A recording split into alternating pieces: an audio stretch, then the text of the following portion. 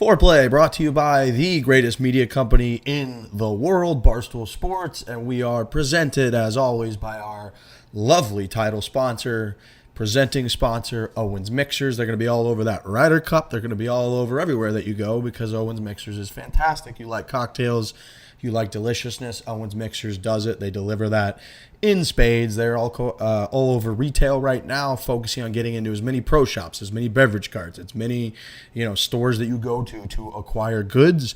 Owen's Mixers are going to be there. You pop it open, you pour it in with your liquor of choice, and you have an awesome cocktail. You can go to Amazon, get it delivered next day. You can go to owensmixers.com, check out their store locator, go find it, make it.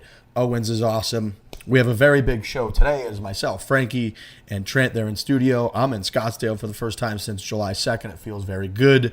And we have NHL phenom from the Anaheim Mighty Ducks, Trevor Zegras, on the show, who sat down in studio with Frankie and Trent and talked apparently about an arsenal of things. But gentlemen, how are you? Frankie, you're still blending in with the screen behind you, by the way. I'm just a green machine is what I am right now. I got a green screen behind me, wearing a green quarter zip. But we are being told by producer Jake that the one that we're looking at and the one that Riggs is seeing is not the one that's going to be the final product, but you do look very the saturation. Is that like a green screen effect? Is that a green screen effect thing? Is that where that comes from? It's a little bit, but you know what? It's not going to stop me or deter me from wearing this Peter Millar quarter zip ever again because it's a great quarter zip. One of the best quarter zips that we sell on the Barstool Sports store, if it's even available still, to be honest. Were you inspired to wear that today by the two guys that wore the same colored polo yesterday at the Classic? Maybe subconsciously, yes. I mean, I don't know that I really thought about it that way, but maybe I saw them and was like, oh, boy, that's a great color. They were popping. They really were. Yeah, we had Trevor Zegras. I think that's the first official interview that you and I have ever done together, just the two of us, because we had Brian Baumgartner hop into a Zoom early, and that was a torture chamber for him. And then today we actually just interviewed a guy normally, and it went really well. Yeah, Trevor Zegras, like you said, Anaheim Ducks. He's also Vinny Lettieri's buddy because he is a teammate with him. Vinny Lettieri was out with us in Minnesota at the Barstool Classic yesterday.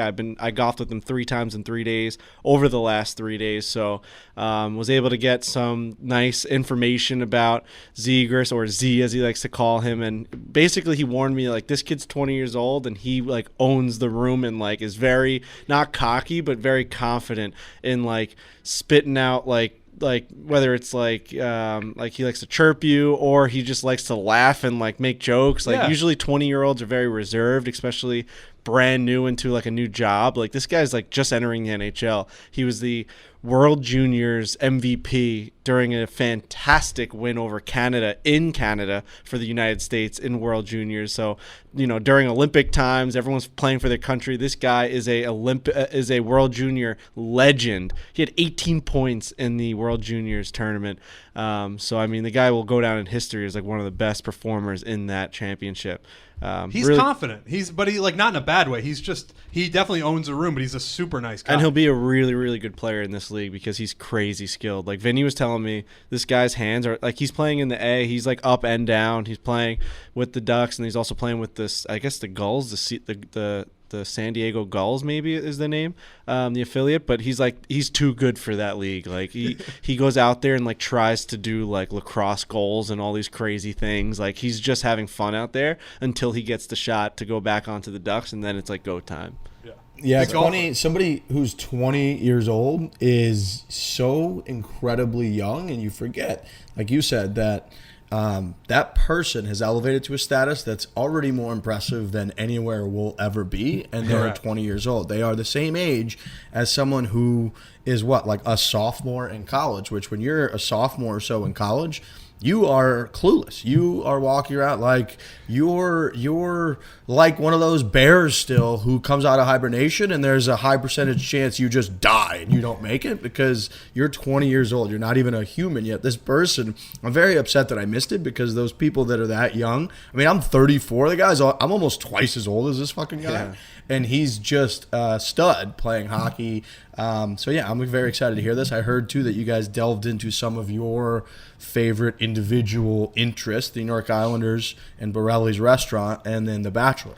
Well, the main, like the best parts of that may not even be on this recording, because every time we ended, I'd be like, all right, we realized like we had, the interview had run its course and we're about to end it. And I'd say, all right, thanks, Trevor. Thanks for coming in. Like, best of luck with everything.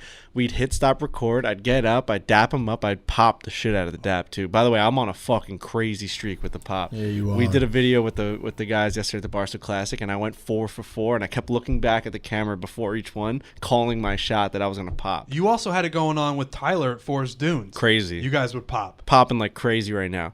Every time we would hit the pop, we'd dap up, and then as he's walking out, he'd be the most animated he was the whole interview, and be like, Frankie, I gotta tell you, what happened at Borrelli's was freaking awesome, man. The Islanders, the fans. I'm like, all right, now sit down for a second. Let's try and talk about that. So then we'd get it going again. We finish that little segment. We go, thank you again, Trevor. Thanks for everything. We'll see you soon. Best of luck. We hit end record, and then he goes, thanks, boys. I'm out of here. By the way, Trent, I freaking love you on the Bachelorette stuff, the Bachelor recaps. He goes, the guys at BU, we used to watch that shit like crazy. We'd all watch it. We'd have a viewing party for the Bachelorette. We're like, sit down and tell that on the podcast. So it's very funny. I don't know how. I guess Jake's going to have to edit it in where, there's just a couple stops and then we're just talking again. So it gets a little choppy at the end. But, man, what a guy. What a character.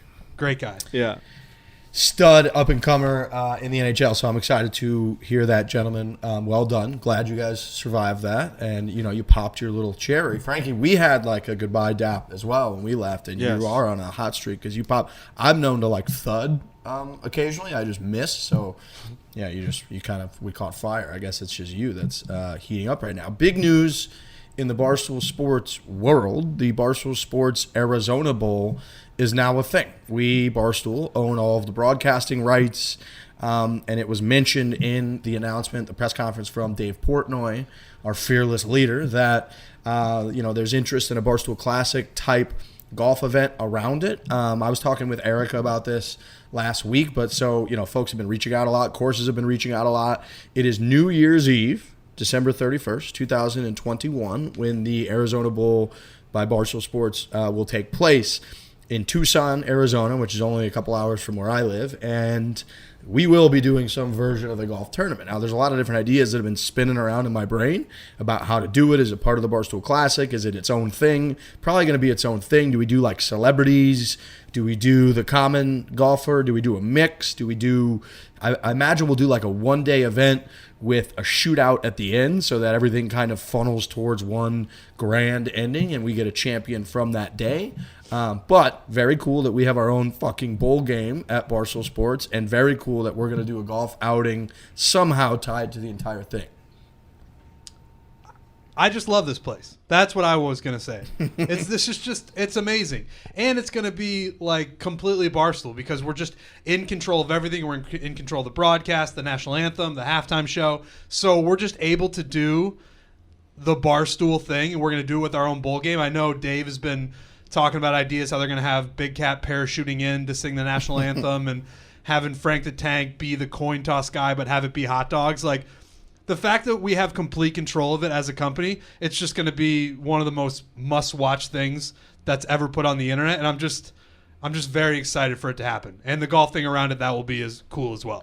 Yeah, Barstool Sports is a place where like fantasy becomes reality, and it's like all walks of life, whatever you cover, whether it's golf, hockey, baseball, football, no matter what, somehow, some way, when you have an idea, you can make it happen. And Dave Portnoy is a man of ideas.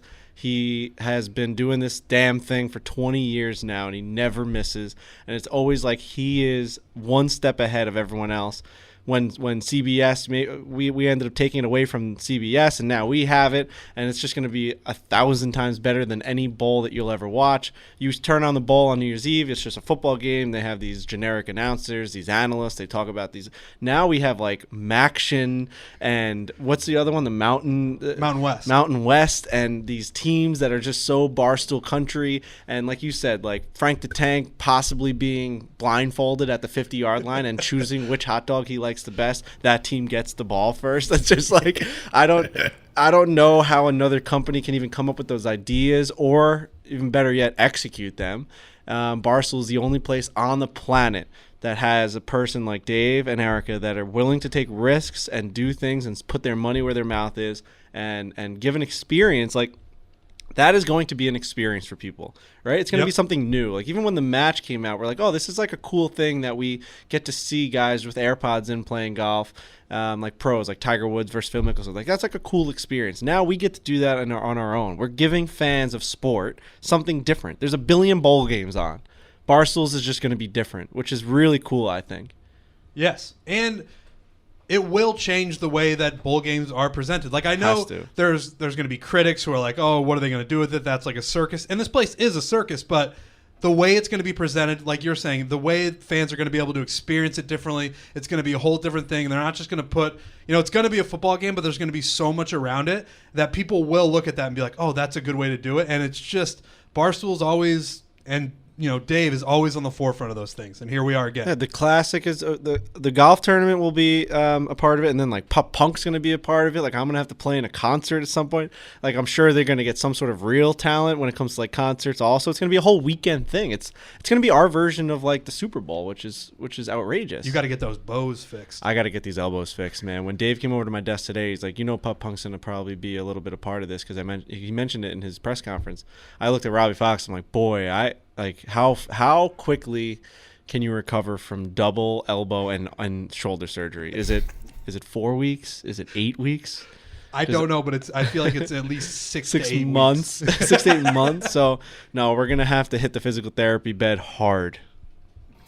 No offense to Trent with this comment, but sports are the greatest reality show known to humanity. It's one of the only things that we ever watch where you do not know and nobody knows the outcome, no matter what. There's nobody pulling the strings. It's just two teams or two individuals, depending on the sport, or maybe 156 individuals, if we're talking about golf, who prep their asses off, spend their whole lives working towards something, show up, and then in that arena, they are going to battle for a title, for a victory, and no one knows what that outcome is going to be. That's why it's so enthralling. That's why it's inspiring. You're getting it right now with the Olympics. Sports you even know watch. I'm watching people fucking canoe down white rivers last night, going through hoops, and I'm like, this is a thing that this person's been doing their whole life, and they don't know what's going to happen. How cool is that? And then when you see the finish, you see Lydia Jacoby up in Alaska, and the whole state of Alaska going crazy. Sports are just the greatest reality TV entertainment thing that exists in the world, and Barstool now is going to own one of them on New Year's Eve that people bet on, go crazy for, that we get to completely run the broadcasting and presenting operation of it. And yes, that opens the door for Barstool and live sports all over the place. We've done 40 plus Barstool Golf, Barstool Classic events, which are just for, the average golfer. We've done the Let Them Play for college women's golfers where, they went crazy. They were crying at the end of it. What happened in that arena on that golf course mattered so much to them. And do we, when we see, the Tiger versus Phil matches, do we want to get into the match broadcasting game in golf? Of course we do. We've been talking about that. Do we someday want to get into broadcasting some version of college golf, professional golf, do it our own way? Of course we do. And this is a baby step for Barstool Sports towards that. Football is obviously huge, so the fact that we're kind of starting there is massive. And it might take a year, it might take 10 years, who knows? But it's very cool to work at a place where these types of things are possible. And when Dave makes an announcement like that, and you realize that him and Erica and countless of other folks have been working that hard behind the scenes to get something like this on the books, it inspires creativity. It makes you think about the possibilities. It sends a very positive ripple through the entire company of we could do anything that we want. Somehow, some way, we landed a job at a place where we can do whatever we want, and that this place will support it with now funds, an army of followers, hundreds of extremely talented, hardworking employees. So yeah, it opens the doors for a ton of things, and it's going to be awesome in and of itself. Like, the actual event is going to be so cool. It's the Arizona Bowl. Like, it's just going to be so fun. Like you said, Big Cat parachuting in, Frank the Tank hot dog eating contest for the coin toss. Like, who the hell knows? It's Barstool Sports, and that's why people love it, and that's why we all were fans of it before we started working here, and why now currently, 5, 7, 8, 10 years later, we all are just like, holy shit, it's another surprise. It's never the same thing, and it's unbelievably exciting. Can't wait. Absolutely can't wait. I'm sure we're all going to be there, and it's going to be a really, really fun inaugural Barstool Bowl. Cannot wait. Agreed. Speaking of events, yesterday, Barstool Classic in Minnesota, Olympic Hills was very cool. We haven't really gotten to see or play much Minnesota golf. You hear about, I kind of loop it in with Wisconsin and with Michigan, of like these northern, bitterly cold-ass places that people think of where there's a tiny window in the summertime, and then the grass is greener and it's lush, and it's like that. You're almost... Nobody's able to uncover this land because it's covered with like snow and ice. And so when they do, it's just pristine. And that's pretty much what we got yesterday. It was just a gorgeous, well-presented golf course. The greens looked like they'd never been putted on, so they were pure, extremely difficult. And we had a few NHLers playing in the event. We had Brady Shea and Vinny Lettieri, who finished 6 under, tied for third, and took one of the 4 qualifying spots for Pinehurst, albeit they probably won't be able to play. And then we had a couple of Frankie's guys, Brock Nelson, Anders Lee, who they're all beauties. We'll get into that. There's a video coming from the whole thing, who I believe shot 2 over and finished tied for 33rd. So I'm curious, Frankie, if you have any thoughts on the difference in performance there. Yeah, I mean, the Brady Shea and Vinny Lettieri are good players. Brady Shea is an absolute stick, and Vinny Lettieri, that's his home course, that and Spring Hill. So he knew that place like the back of his hand. We had actually walked 9 holes the day before just to scout it out and see like the kind of place that we were playing at the next day. And he played really well during that 9 holes, and he played really well yesterday. So I knew that they were going to be up for the running for winning this thing. And, Anders Lee, the captain of the New York Islanders, partnered up with Brock Nelson, American hero, good guy, plays hard, loves the game. Shout out War Road, Minnesota. I knew that they were going to have to, play out of their minds to be able to compete with the Brady Shea, because Anders Lee was getting a ton of strokes. I think he was like a course 14 handicap or something like that, and Brock was probably a course 6 handicap. So they're obviously getting strokes, but like Anders doesn't play as much as he probably used to. He was rehabbing after. I don't even know if it has anything to do with the rehab. I just don't know that he plays that much. He's just one of those guys that probably plays every so often, and when he does, he absolutely pounds the golf ball. But I don't know that he had the game I don't know that he had it in him yesterday to be able to, make a run that he needed to. Brady Shea, even when he found himself in situations that most people would end up hitting a tree or whatever, he was punching out through bunkers onto greens, found a way every time to make a par, even if he had a terrible tee shot. On this one par 5, they call it the hardest hole in Minnesota. There's all this water on the left. You can't drive it anywhere. Brady Shea pulls one into the water, drops, so now he's hitting 3 in the fairway, punches out over this bunker. Now he's 225 from the rough. He hit a 7-iron to the back of the green and just drilled a 30-foot putt for par. Yeah. And then everyone just walked off the green as if it was normal. That's just the kind of guy Brady Shea is on the golf course. So credit to them for playing well, and I'm happy that they were able to perform. And I was actually surprised. I thought Brock and Anders, played pretty well for not playing that much. Yeah, we had Brady on the show kind of at the beginning of quarantine. I remember he had a 20-foot putting mat in his place of residence, and just a huge golf guy. He's also just a really hot guy who's phenomenal at ice hockey, phenomenal golfer, and he's one of those people who just has it all. He's the full package. That guy is the full package. It's crazy. I mean, I don't know that you could find a better foursome of just nicer and funnier guys on a golf course. I had the pleasure of playing with them. So we were a fivesome, and just all day, one guy was making a funnier comment than the next, and it was just like really good vibes, really good golf at points. They had a little bit of a side match going at times, and like the competition and the chirps and all this stuff was so good between the guys. So that's gonna be a video, right? That will be a video. Yep, we filmed almost every shot, and we got drone shots and GoPro shots. So that's gonna be a video of the Islanders versus the ex-Rangers, because Vinny and Brady were both on the wrong team at one point in their lives. So I love every one of those guys, though. I mean, couldn't be nicer. And I don't know if people here, this is an audio experience, but you may have to go to my Instagram or my Twitter. Oh my God. And you got to look at this picture that I put up of Anders Lee, the captain, number 27 from Minnesota. He hails from Minnesota, and somehow, some way, I don't know what the fuck is in the water at the Anders Lee house, but the guy's got like tumors growing on his quads. Dude, Quadzilla. You've talked about him before, and I don't know anything about hockey, as is pretty evident, but you had talked about Anders' legs, and I was like, yeah, I've seen hockey guys have big legs. That's just kind of how they are. That's kind of how they're built.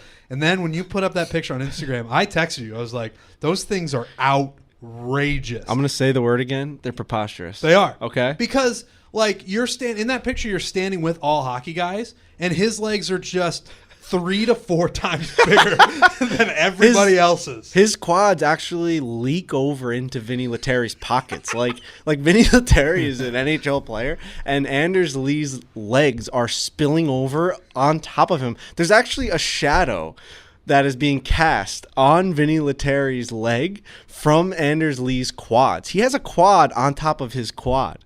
I mean, it's him and Saquon for best legs in the world. No doubt.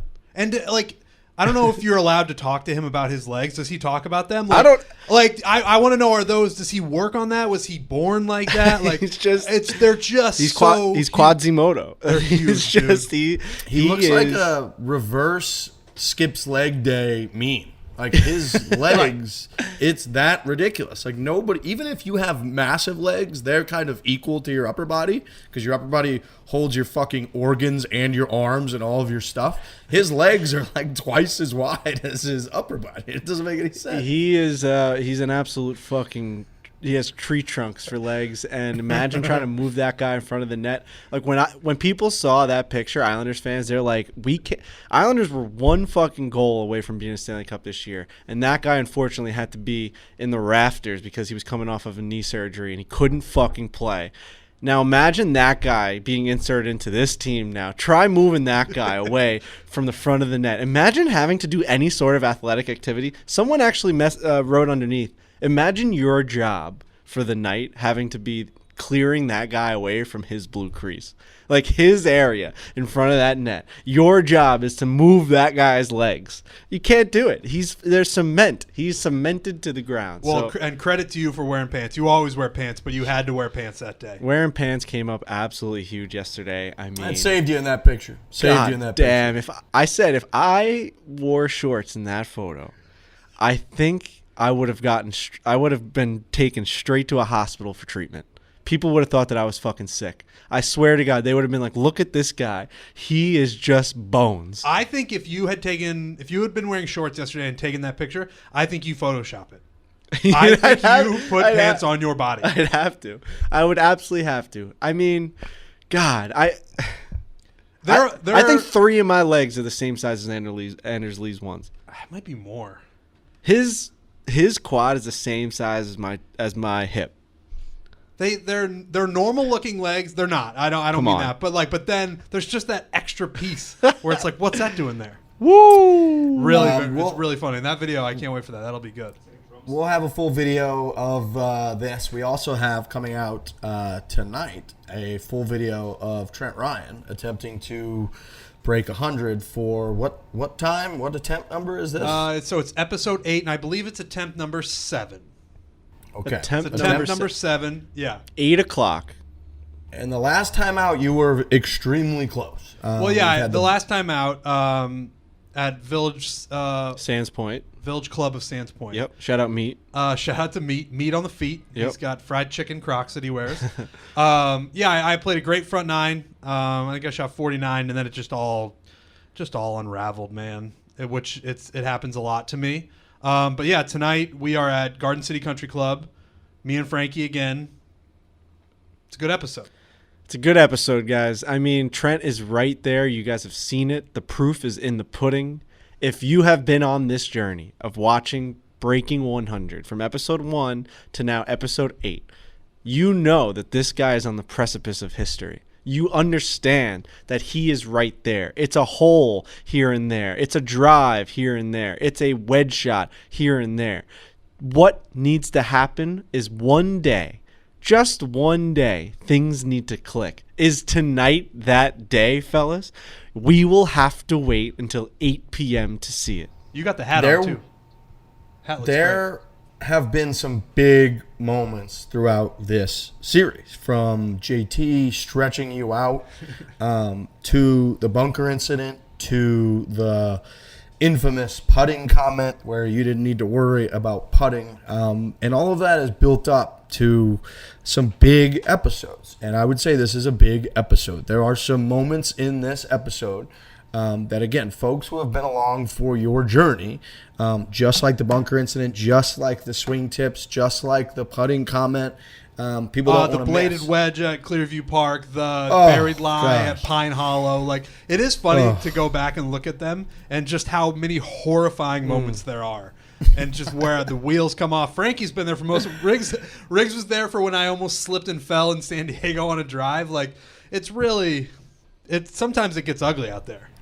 It does. It's been a long journey. It may continue on for the rest of our lives, for all we know. But all I want you guys to know is that you want to be tuned in tonight, just like you were last week. I was just as confident last week, and if you were going to tune into that episode, that you were going to have the time of your life, experiencing the highs and the lows of this guy trying to break 100. Do the same tonight. We had 11,000 live concurrent viewers on YouTube last week, watching Trent Ryan try and break 100 on a golf course. Tonight we have to hit 15. This thing is just this is a locomotive that is not stopping. We are just going through all the stops, all gas, no brakes. Is that something people say? It is. That's what breaking 100 is right now. It's going to be a fucking monster, and I'm telling you, you want to be there tonight. Yeah, seriously, shout out to everybody who's been watching. The videos do extremely well. I shout out for all the tips that people send my way. Do you like the tips? Yeah, I love those. Talk to us about the tips. No, I don't want to talk about them, quite honestly. But it's like a double-edged sword because I appreciate everybody who's watching. The videos do extremely well. The feedback is mostly very positive. Frankie, you're great in the videos that we've been doing recently. Very positive during the videos. Just golf, and we've known this ever since we started doing the podcast, Riggs, that golf is a sport where people want to give tips to each other. They want to tell you how to play better, how to score better, how to shoot lower scores, and that has just been amplified by the Breaking 100 series. Golf tips are the fucking worst. Golf tips are the worst. Golf tips suck. Unless they come from a very legitimate source, golf tips just suck. Like if it comes from John Tillery or if it comes from Max Homa or somebody like that who has a ton of credibility, it's great. Golf tips just in general are no different than someone like chirping Frankie about what clothes he should wear or whatever. It's just like they're the worst. They're incredibly infuriating. And the thing is, though, also that when I get a DM about it, it'll start and it'll say, hey, man, been watching the series. I love it. And that gets my ego going. I'm like, oh, I'll check this out. This guy is throwing compliments my way. And then there is 2 to 3 paragraphs of him telling me how to play better. The golf tip thing, it's just gotten, it's boiled over. There's a lot happening in my DMs, in my mentions. Again, I appreciate everybody who's watching, but in this house, and I've said this before, in this house, we only listen to John Tillery. He's my guy. He's my swing coach. He's got my best interest at heart. I listen to him religiously. That's the only person I'm going to listen to. And I think that's very smart. I think that's very admirable. Tonight, 8 p.m. Eastern on our YouTube, the premiere of episode 8 of Trent Breaking 100. Make sure you are there. Simplisafe. When Simplisafe, who we've been supported by for many years now, really since I think Trent and I started doing this just a couple, 2 guys slinging golf takes back and forth 4 or 5 years ago. Simplysafe's there. When their founders, Chad and Eleanor Lawrence, designed their first security system in their kitchen, they did it for a very personal reason. Their friends had just had their home broken into. They were struggling to find a security system that was simple to set up and would make them feel safe again, so they came up with Simplisafe. They're making people feel safe is what Simplisafe been doing since that very moment 15 years ago. Simplisafe just makes it extremely easy. It takes about 2 minutes to customize a system on their website, which is simplisafe.com/foreplay, the link that you guys should go to. Simplisafe has highly trained security experts ready whenever you need them, whether that's during a fire, a burglary, a medical emergency, or even just when you're setting up their system. They'll be ready. There's always someone there who has your back to keep you safe. You can learn a lot more about Simplisafe and how they can protect you and your family by visiting simplisafe.com/foreplay today. Customize your system, get a free security camera. That's right, folks. You get a free security camera. You get a 60-day risk-free trial by going to the link simplisafe.com/foreplay. So there's nothing to lose. Again, big thanks to Simplisafe. It's a very good mission that they're on to protect people. That's simplisafe.com/foreplay. These microphones are so fucking HD. It's crazy. Yeah, you were nervous about opening that water bottle? Opening, drinking. I mean, you hear that? Can you guys hear me drink this water? A little bit. Well, now you overdid that. You overdid that sold for that like an sure. ASMR video. You didn't hear us say anything, and you were like, "I got to sell it hard." No, they pick up everything. No, that was fine. That's fine. All right. Hydrate yourself during this podcast. You know, I can hear it coming out of the bottle, but I can't hear it like swashing around these microphones. little... I think when these people listen to this podcast, they're going to hear that go through my throat. The first one, definitely. Okay. That last one, I don't think so. I never know if I'm breathing into these things. That's the other problem. Jake says no. No? He cuts audio when we do it. All right. All right. Professional information we got. Rickie Fowler. So Rickie Fowler, I think this was right before the 3M, so it was last week. Forgot to bring it up on the show from Tuesday, but little update on a friend of ours who we've interacted with, who likes us and we like him, who's a pretty good golfer in his day, Tiger Woods. Rickie Fowler said... The golfer? Correct. He said on not playing in the Masters, which was 1 month after the accident, a little over 1 month, he said, we were both disappointed that we were not there and playing. Of course, they watched the Masters together. But he's not lacking any fire in there right now. He never has. He went on to say, I know he's been getting after it as far as rehab goes. That takes up most of his day. I know as kind of stubborn as he is, being as big of a golf nerd as all of us are, he is putting the work in. I know it's been tough. It's a long road till now. He's got a long road ahead, but he's putting the work in. So look, anytime you get someone who is as close of a source, it's almost like we're getting notifications now from Rickie Fowler. I know. And Justin When Thomas did this of the happen? world. When did all of our Tiger Woods news come from Rickie Fowler? Look, he has been hanging with Eldrick.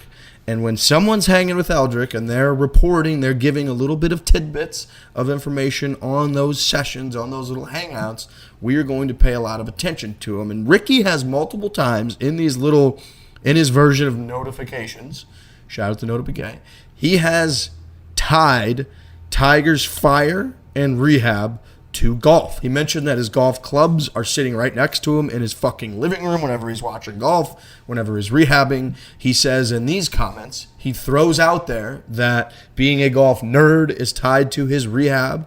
I know that Trent is trying to think of a word for notification and Rickie Fowler. I know that you've been trying to do that for the last minute. And 100%. Whatever you've been saying, Riggs, neither of us have heard. I know the listeners have, but I've been staring at this guy trying. I mean, you know when you can see someone's brain working from the outside? Like his eyes were going. He was staring out in the distance.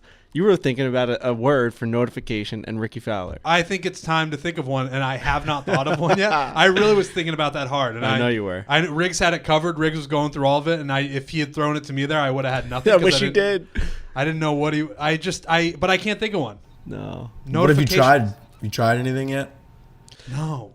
I said at one point, because I was doing the same thing, it was like Fowleration or something like that. No, it's got to be. Like, it's brutal. Well, we've got such a good one with Ricochet shot. Like we've already made up something with him, so I couldn't get that out of my head right away. And then I went to Fowler, trying to think of some sort of notification pun to do with Fowler. So it almost, it's not as fun. Look, this is not as enjoyable, but it's almost like a notification is just a blanket way to, typecast anything that comes from someone close to Tiger Woods. So even if it came from Steinberg or it comes from Noda, it's like a released piece of information that is almost North Korea-esque because it comes from within Tiger Woods' circle. I actually like that as well, unless someone can think of one that's fitting for Rickie Fowler. Tweet it at us. Some sort of word that is Rickie Fowler's name that has to do with notifications. Rickie Port.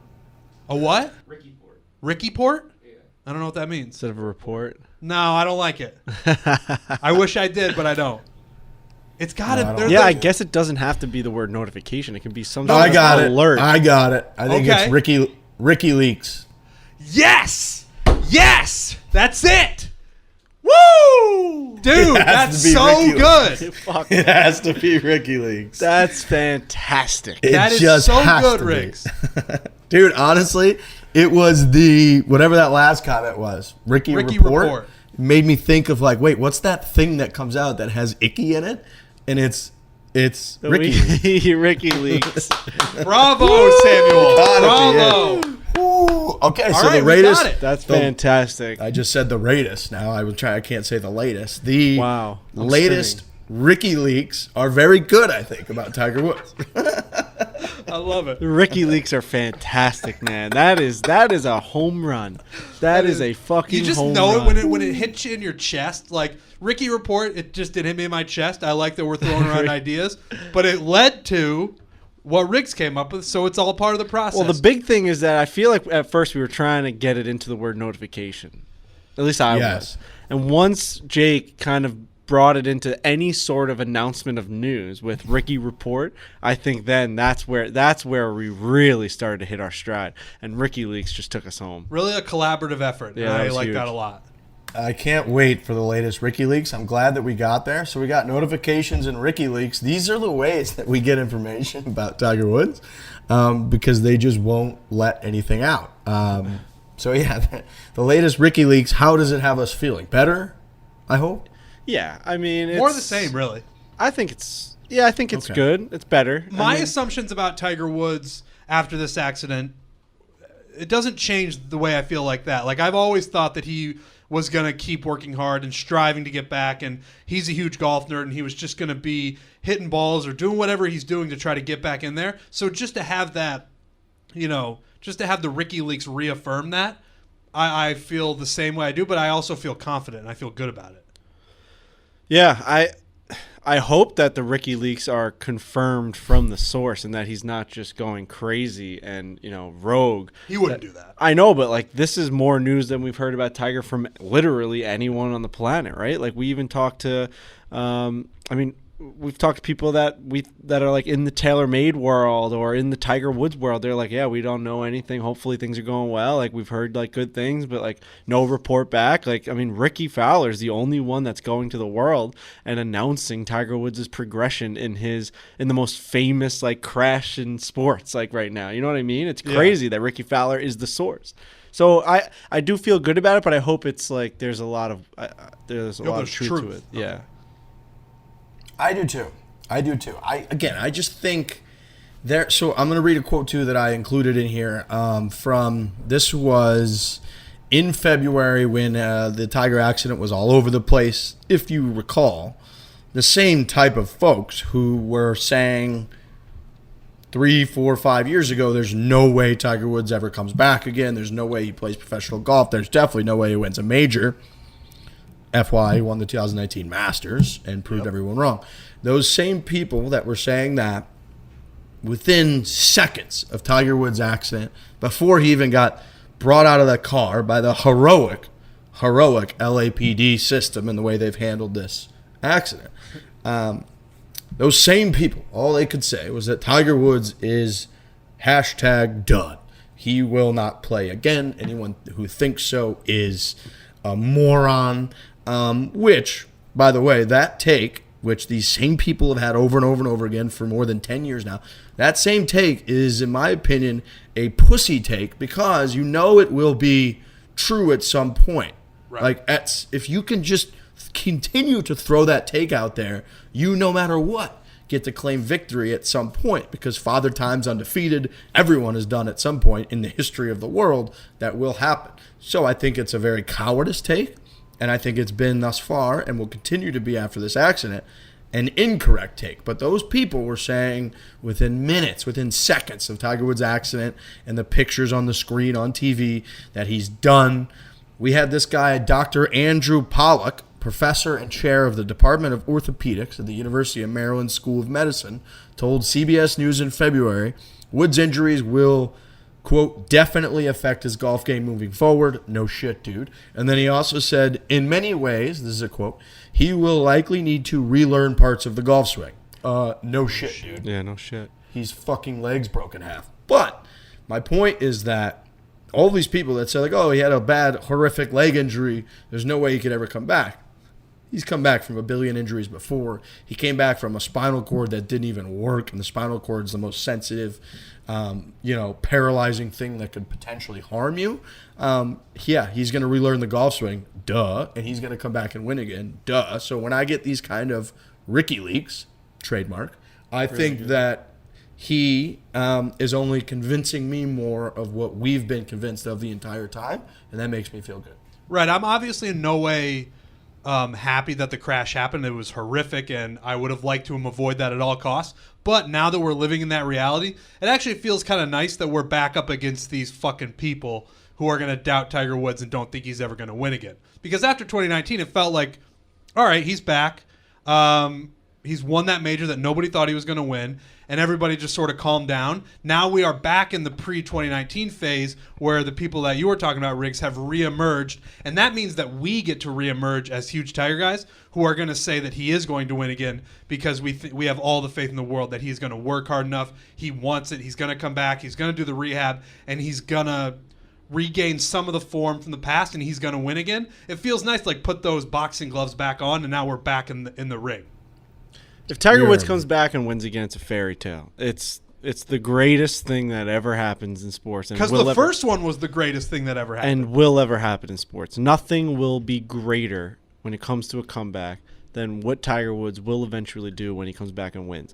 The thing that probably will happen, or most probable, is that Tiger Woods will come back. It will be considered one of the greatest comebacks, regardless of if he even finishes the tournament. Like him stepping up to a tee in a championship or any sort of tournament will be a fantastic moment, something that everyone in the country will be watching. The odds are is that like this guy will end up, like I can easily see Tiger Woods coming back, playing a couple tournaments, like not doing well, like feeling like, all right, like now I don't have it, and then just his career ending at that point after that. That's something I don't want to think about, but if you're going to talk about odds, like if we put Barstool Sportsbook's odds on that, the odds are probably greater in that happens. Like the great moment is him coming back and competing, not winning. Tiger Woods standing on the first... made I know. Before, you know what I mean? I agree. Like if you would put the odds on him, you know, before 2019, coming back from all that shit, all the back surgeries, all the fusion surgeries, people would have said that similar thing. Now he is older. The crash was really bad. Everybody knows how bad it was. It's just I'm hopeful. I'm hopeful that he'll come back and win again. God, I hope so. It will be a moment where they will interrupt whatever's on ESPN. They will interrupt whatever's going on and focus on Tiger Woods hitting a tee shot in competition again. Yeah. That moment is going to happen. Anyone who thinks it's not has just not been paying attention for the last 25, 30 years. And my point the entire time has been, if there is another human that at the age of 45 or 46 or 47 has been able to come back and win tournaments, Phil Mickelson, 50 years old, just won the PGA Championship.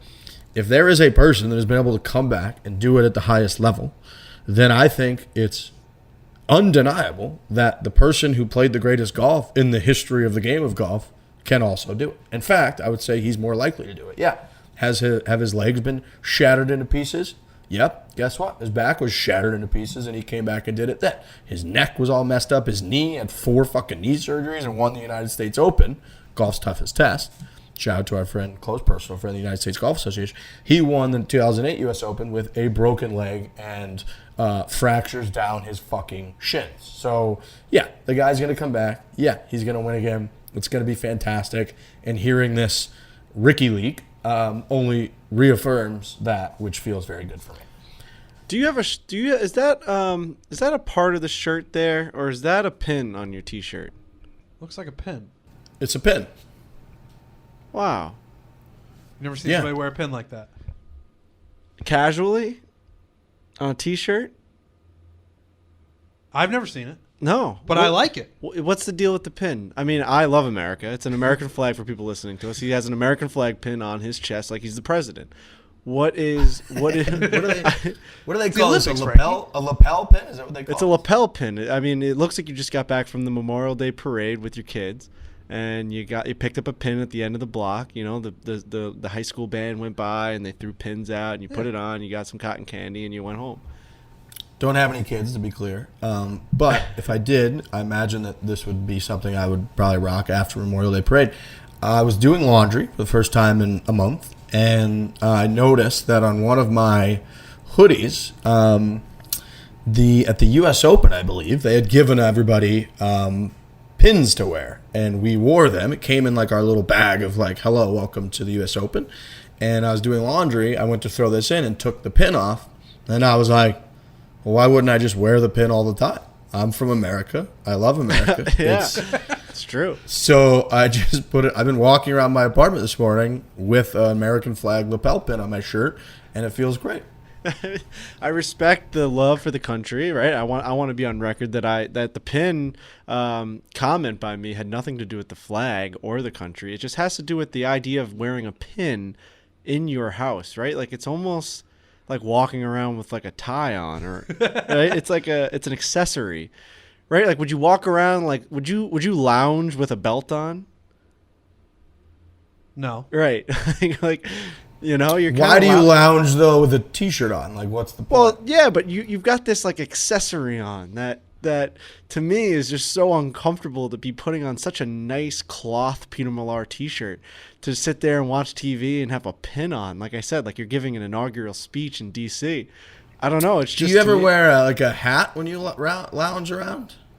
Yeah, I wear a hat when yeah, that's a good point. But again, the hat is so much more common than the pin, the lapel pin. Look, this is new. I'm not claiming that this is a long thought out theory. Like, will you go to Chipotle with that on, or like, will you go down the block and get food? Really?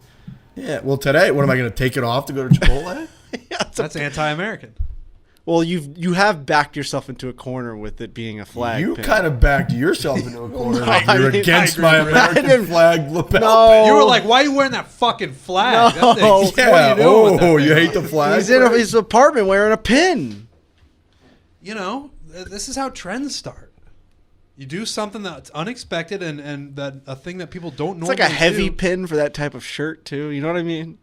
That's a heavy. This pin. shirt needs a lighter pin. That's a very heavy pin for that type of shirt. They have to make lighter ones that cling a little tighter because this one's got like the full fucking. That's got a little hang to it for sure. Thing on the back is like a fucking nail that kind of goes. That's what I mean. He's walking around chest. You're watching the Olympics. Oh, is it because you're watching the Olympics? Maybe subconsciously you're just trying to be a little. Haven't even had him on this morning, but it could be. I don't know. It could I don't be know what you're doing. subconsciously.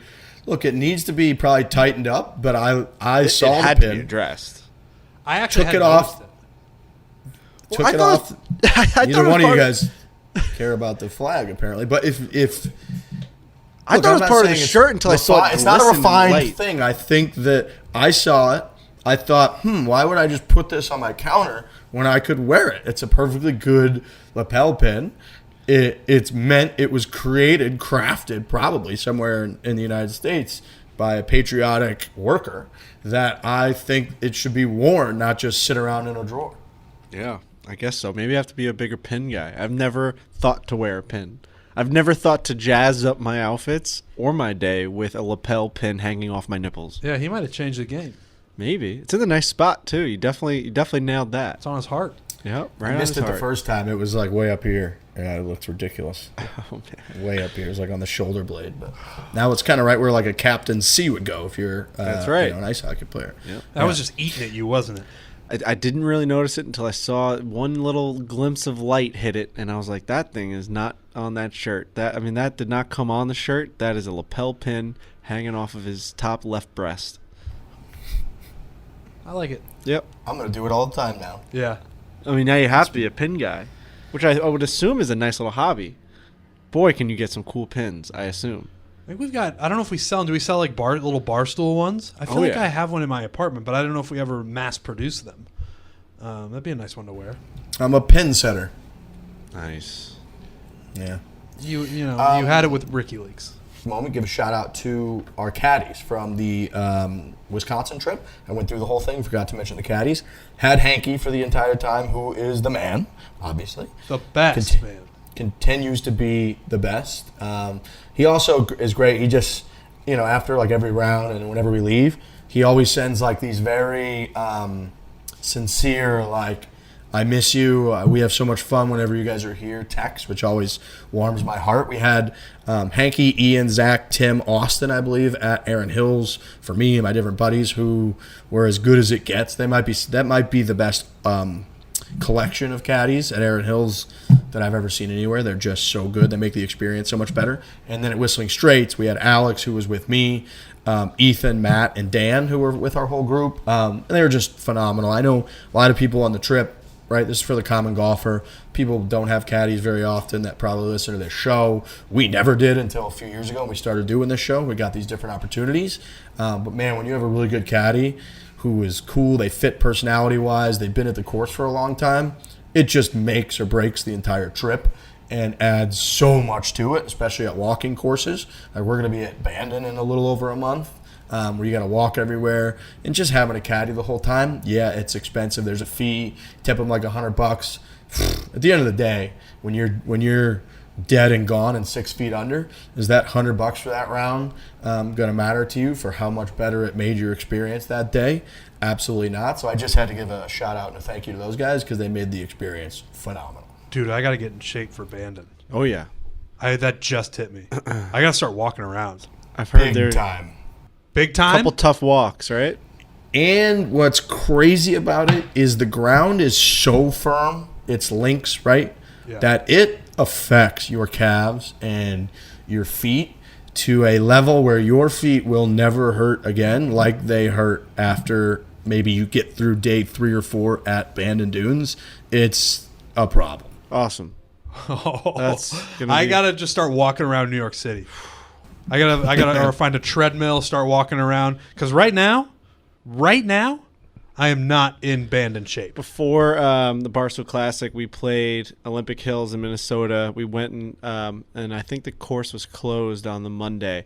But at this course, what that means is like you really just can't use like any of the clubhouse. You can't use the driving range, but you can, like Vinny Lettieri was able to go out and we were able to walk the course and see the front nine. It was like 110 degrees that day. And we walked the course. It was actually a pretty tough freaking walk because like yesterday at the Barstool Classic, the drive was like, there was a couple of drives from hole to hole that were long. So we walked this course 9 holes. And at the end of the 9th hole, it's one of those courses where the 9th hole doesn't go right up against the clubhouse. You need to actually be shuttled from the 9th green to the clubhouse because there is such a steep hill from, you see my eye twitching a little bit? Nope. You didn't see that whole time? No. There's such a steep hill from the 9th green up to the clubhouse that they literally need to shuttle you up.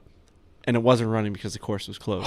So we finished this 9th hole, and I haven't walked a golf course like that in a long time with my bags on. Like usually we take the cart everywhere we go. Yep. My God, did I barely make it. I almost died. I'm walking up there with a professional athlete who's like fucking walking like he's holding weights, basically walking up this thing. It is a steep incline. And halfway through, I think I let up a noise like, oh, like, because I'm trying to talk and like act like everything's okay. And I was like, oh, when do you go back to Anaheim? Like just like trying to like act like I'm fine, but every word I said had a little bit of a flutter in it. So I too need to walk. I need to work out. I need to get these legs in shape for Bandon because I've heard it is a tough walk. I've heard from many people. What's the weather like there? The weather typically at Bandon is our kind of weather. It is like mid 50s, maybe Oh. it gets up in the low mid 60s, but you're walking the whole time, so it feels like 70. You know, you put on a quarter zip, you wear pants the whole time. Beautiful. If it's it's windy a lot, which obviously makes the golf tough, but you never want to be hot, right? I think we're all guys that would way rather be a little chilly, you can layer up, than we would be just sweating hot and you're miserable. So it is ideal golf weather, and I think that time of year, you won't get anything like below 50. You'll get a lot of like mid-high 50s, I think. You'll get a few sunny days. You'll get a few cloudy and windy days. We'll probably get a little bit of rain. But as long as you got the right kind of gear, it is our favorite kind of golf weather. Okay, just got to get the legs in shape. Yep. That's All right. right. I'm gonna start working on that today. Quarter zips and pants. Oh, Get those puppies in shape. I will say wear one that no thing I'm matter worried what. about with this pin is if it rolls upside down, then I look like I hate America. That's so bad I can't. news there. So I got to be really careful with it. Something I'm concerned about. God damn Speaking of America, actually, I saw it. Twisting a little bit. Xander Schauffele, who's teeing off as we record this tonight at 7:15. He's teeing off in the Olympics. Ever heard of it? He put up a pretty cool Instagram post today saying, "My dad's dream of becoming an Olympic decathlete." okay. So someone that performs in the decathlon, I'm assuming. My dad's dream of becoming an Olympic decathlete came to a sudden end in 1986 when a drunk driver crashed into his car. And he says you can read more into his journey and why it means so much for me to be here in Tokyo with him in the link in bio. So if you go to his Instagram story, Xander Schauffele's Instagram, you can read the whole story into it. But pretty cool that Xander is kind of like fulfilling his dad's destiny for being an Olympic athlete. When you hear stories like that, I think it just furthermore proves that for the player, being a part of the Olympics is much more important and awesome than it is for the casual viewer, right? Like we keep saying, are we going to put importance on this, on these guys winning gold medals in golf? And I think we've all come to the consensus that like they probably need a little bit more prestige. Years need to go by for us to get really invested in it, watching it. But if you are performing in it, my God, is that going to be awesome for these guys to be able to do this? And this just, what a story. And we know, I mean, Xander and his dad, they both were on the show. So really cool story out of Xander Schauffele. Phenomenal. The more and more you learn about what this means to certain people playing and competing in the Olympics, gets me more hyped. I'm glad that we did the show Tuesday about how much we're all coming around and loving the Olympics because it's been phenomenal. Tim Tucker, obviously Bryson DeChambeau's former caddy, was on Golf Subpar with Colt Knost and Sleaze. They do these interviews with all kinds of guys. They've had JT on. They've had a bunch of massive names on. They had Tim Tucker on, which obviously is a big get with everything going on. He kind of said a lot of the things, and I haven't listened to the entire thing. I listened to the first probably 20 minutes, and I was reading a few different articles going through some of the other quotes. But as we talk about Bryson a ton, and we talked about this whole thing a ton that led to Bryson being upset with us, he still hasn't responded, I don't think, to the ultimatum we threw about changing our logo. But he, I thought he said a couple things that were really interesting. He mostly reinforced what he had already said. He said his big regret was the timing of the split because he left Bryson sort of hanging. He thought there were a lot of things on Bryson's mind because of the timing of it. It didn't allow him to fully focus on the Rocket mortgage. He missed the cut. And that led to a ton of speculation about some bad blood leading to the split, which I think is inevitable. But he also raved about Bryson's work ethic, and he said something that was very interesting to me that I'd never really considered before. He said, Bryson is very demanding. I think that's a great attribute from an employer because it makes you, as the employee, get better. If you're not getting better and learning and pushing everything that you're doing, then you become complacent and start making mistakes, and you are not continuing to grow. He makes you do that, and it's unbelievable. He demands it from everybody. I actually thought that was very interesting. It reminded me of Dave Portnoy to a degree, who was extremely demanding, that we all have worked directly for a long time now. And it made me, again, I was on an airplane last night just alone with my thoughts and these comments kind of from Tim Tucker, but it made me sort of appreciate that in a way that I had never thought of before. Yeah, I mean, it makes sense. And like nobody has ever accused Bryson DeChambeau of not working hard. Like I think that's been very clear if you follow Bryson at all, and he sometimes makes a spectacle of it, and it's not his own doing. This is just how hard he works. But he's out at the driving range at a tournament until like 4 a.m, and there's cameras out there, and they bring out lights for him. I can see, but then obviously coming out the other side of that, it clearly got to a point where Tim like just couldn't do that anymore. Like that's good up until a point where that Tim clearly hit where, yeah, you're improving, and this guy's working so hard that you have to work just as hard to keep up with him. But Tim obviously got to a point where he was like, I don't want to do this anymore. I don't want to work with Bryson anymore. So there's good and bad to it. I think it clearly got to that point, but I just thought that was a positive way of kind of looking at Bryson being demanding, air quotes, that I had never considered before. Clearly it got to a breaking point, how much sort of Tim wanted to get into this Bandon Dunes like travel business, shuttle business that he's focusing on, how much that played into it versus he was just reached his boiling point. Like we won't know. I don't think that answer came out of this. He is, of course, for positive PR and because he respects Bryson, which I very much in turn respect his approach to the whole thing. He's going to harp on the fact that I was ready to leave months ago. We kind of put a plan in place because I want to focus on this other business, and then people can point to the fact, well, why did you just bail on like Thursday morning of the tournament?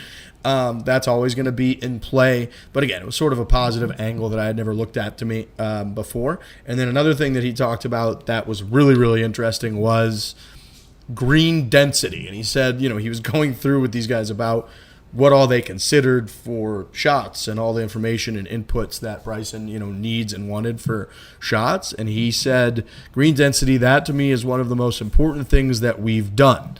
Understanding I'm hitting a 7-iron with 6,200 RPM spin, landing into a 2% slope. It's going to run out 4 yards on a 6 millimeter green density. That's important and it's predictable. So instead of just being like, oh yeah, the green's kind of firm, it should roll out a little bit, let's fly it like 165 to a 169 hole, they were focused on understanding, making sure they knew green density so that they could actually just do the pure calculation, which was fucking fascinating to me. And really a window into how in-depth they went for golf shots. Even though we've talked about it a lot, I'd never heard that specifically before. As in-depth as you can go in the game of golf. Right. I mean, Bryson really has turned this into just not a fun game. Like for himself, for his team, it's just not fun at all. Even when they win, it's got to be like, yep, the calculations were correct. Yeah. Like nothing about it is fun. He's not leaving anything to himself. Like give yourself a little bit more credit, man. You're putting your skill to use in hitting this golf shot. Like it's not all about like the green density and 4 yards out. Like let's just see you play golf. And I don't know. I love the fact that he's a mad scientist. He unfortunately never goes with that. I've always wanted him to be like the Hulk scientist. What do they call him? Professor Banner. Professor what? Banner? Yeah. But like when he was like a mixture between the Hulk. Professor Hulk.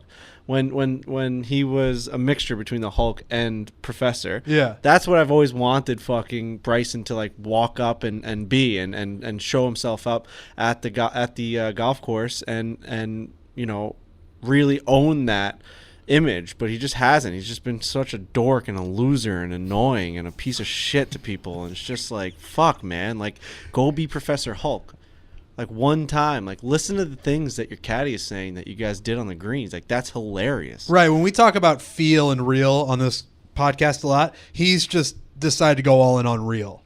He just wants everything to be real. And there's clearly a benefit to that, right? Like he's dealing in reality. This is what the green is going to do. This is the density. If I hit it here, this is where it's going to roll out to. And that's obviously all valid, and he's a very successful professional golfer.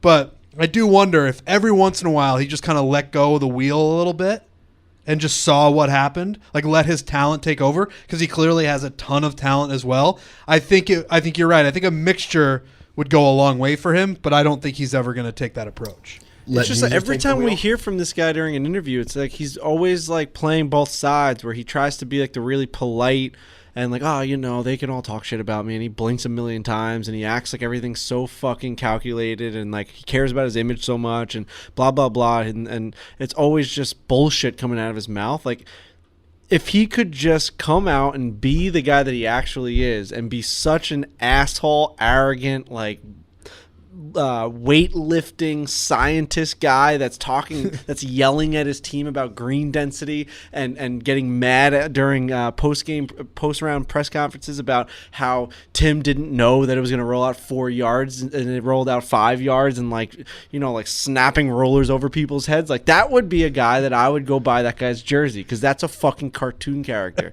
Instead, we have a subdued little mouse at the podium in Bryson DeChambeau. Every single time it's like, oh, the world hates me and I'm just trying to change the game of golf. Like, shut the fuck up, dude. Look at all this stuff you're doing behind closed doors. We have to go on a podcast and listen about green density. You should come out and talk about how you're changing the game and be an asshole. That's what we need Bryson DeChambeau to be at this point. Be a public asshole. I think people would like him more, because they already think he's a douchebag now. Right. There's like that fine line where if you try and hide being a douchebag, you are a douchebag. But if you come out and just blatantly be outrageous and insane, people will love him. And I've been this way on this guy for years now. Just do it.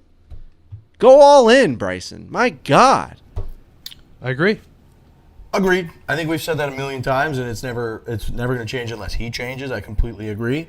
And I think like he is, to us, he's taking the fun out of the game with this shit. But to him, I think that's what he enjoys. I think he gets like satisfaction out of solving the fucking equation and taking chance out of it and just knowing the calculations. That's what makes him different. If he would just purely own that, stop trying to be liked, and just do what he does and be a weirdo scientist guy who plays golf and wins tournaments and hits the ball 380 yards, he'd probably be significantly more. I do wonder though, like what we're talking about, where if he seems to think that he's doing it the right way, but he also doesn't win every tournament. So when he looks at the guys who aren't doing it his way and no one else is doing it his way, but other guys are winning tournaments, I wonder if that ever gets in his head where he starts to think, maybe I'm not doing it completely the right way.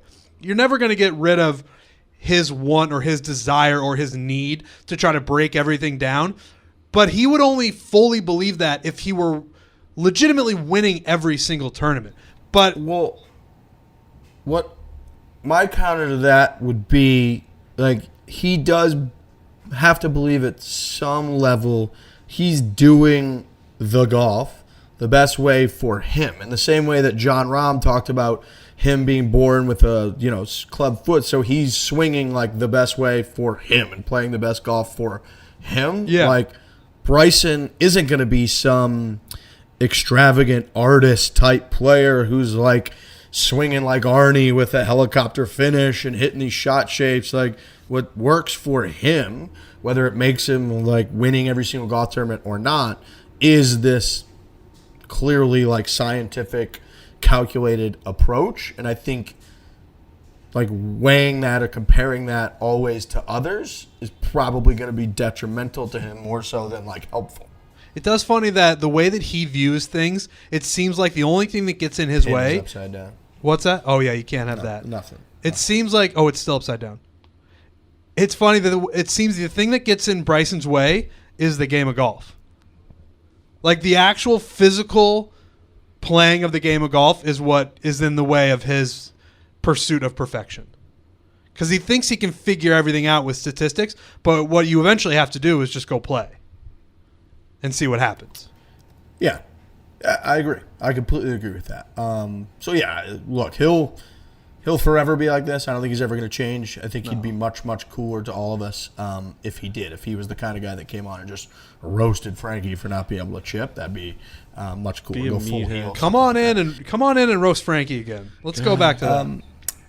Truly hard seltzer from Boston Beer. They got 16 refreshing styles. There's literally something for everyone. I'm always going to be a big fan of one of the OGs, the Wild Berry. Probably going to be my favorite flavor of them forever. But now they got the fruit punches. They got like citrus fruit punch, which comes in this this like citrusy green can with a fruit punch flavor. phenomenal. But there's something for everyone. The iced teas, the lemon iced teas, lemonade iced teas that they've got, the lemonades, and then the iced teas. They got a bunch of different flavors. Whether you're out on the course, you're at a bar, you're on the beach, you're relaxing at home, you're on a buddy's trip, you're on a girl's trip, no matter what you're doing, Truly's going to be the answer. They've been huge supporters of the Barstool Classic since day one, before we ever put it into play, before it was ever a real thing. They just were like, yep, we're all in on the Barstool Classic. We love what you guys are doing. We love golf. And now Truly continues to get bigger and bigger, better and better. I saw everyone enjoying Truly's yesterday outside of Minnesota. Just makes things better, gentlemen. It really does. It's a great drink. The 8% one, the Truly Extra, my goodness. It's the extra on 8. They have it on the 8th hole at the Barstool Classic, and it's a fantastic drink, and it gets you to where you need to go just a little bit quicker. Puts a little pep in your step? Puts a little pep in your step. It gets you where you need to go just a little bit quicker. It's a good drink, man. It's just Truly on a golf course is it's a match made in heaven. It's a match made in heaven. You know, you put the words right in my mouth. I know. I didn't take it out of my mouth. You put them in. I did. I wasn't sure. I didn't know if you had it. I don't know that I did. It's a good song. What was the song? All right. What is it? And you took the words right out of my mouth. Oh, yeah. Oh, I don't know that song. Took the words right out of my mouth. What's the song? I can't think of it. I'm just singing what you guys are singing. Yeah, you're just kind of a I'm parrot. just at this parroting. point. I'm doing Trent. karaoke You're of your literally guys. parroting out there. I think like my mom's gonna listen to this and be like, "Does this fucking idiot have to listen to this song 10,000 times?" Frankie's By gonna- Meatloaf, right? What it is? Is it Meatloaf? Yeah. I'm not sure. Yeah. I'm not good at this stuff. All right. No, we can't. And they get pretty high. Like he took the words right out of my mouth. Ooh. Whoa. I saw Dan. By the way, Dan Shea or Shea Mooney? Shea Mooney the other day from Dan and Shea. I was watching one of his Instagrams that he put up where he was like trying to hit the highest like melody that he could, and it was so impressive. I watched it probably 100 times. I'm trying to remember which line from his song, but he went so high on the melody. It was like he had a freak quality from like the Greek gods that they gave him, that he was able to go that high. None of us can clearly go that high. He can probably shatter glass with that voice. It was phenomenal. It was just a phenomenal talent. Frankie's bumping the song that we're all trying to figure out. What's the name of it? You took the words right out of my mouth. That's the name of the song? Who's it by? Meatloaf? Meatloaf. Oh, wow. All right. We were on it. Hold on, we're getting to You look like a DJ right now. And Boom. you took the words right out of my mouth. It must have been. Oh, yeah. You took the words right out of my mouth. Oh, it must have been when you were kissing me. You took the words right out of my mouth. And they keep going out. Yeah. Yeah. Hell yeah. Right. Put your lighters All on. right. Damn. I By the way, think my nipples have been popping through this shirt today. Jesus Christ. Put a pin I over haven't it. really noticed. You want a couple walk pins? around in Put them on public right on your like little this. nips Look, there. Look at me. You can milk. Look at these things. Imagine if you put 2 American flag pins over your nipples. Look at these things. Look at my dick, dude. Oh, you are might not wanna going to look like that. into it. People are going to be able to see that. Why? I'm showing them. Look at that.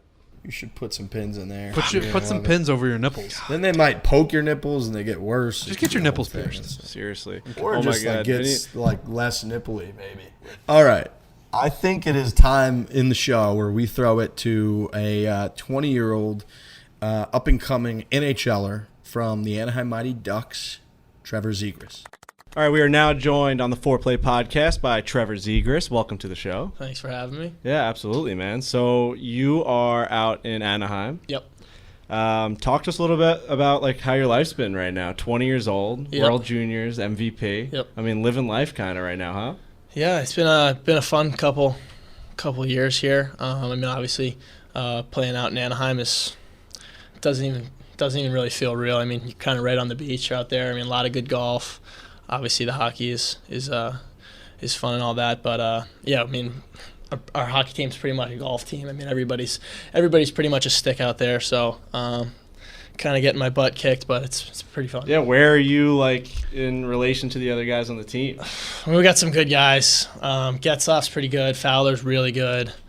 See, Vinny Lettieri's unbelievable. Yeah. So I was with Vinny this past weekend. Yeah. We played 3 times, and I called him this morning to get a little bit of like some dirt on you or whatever. But unfortunately, he had only good things to say about you. That's he was fine. really pumping your tires, as the hockey guys like to say, quite a bit. That's funny.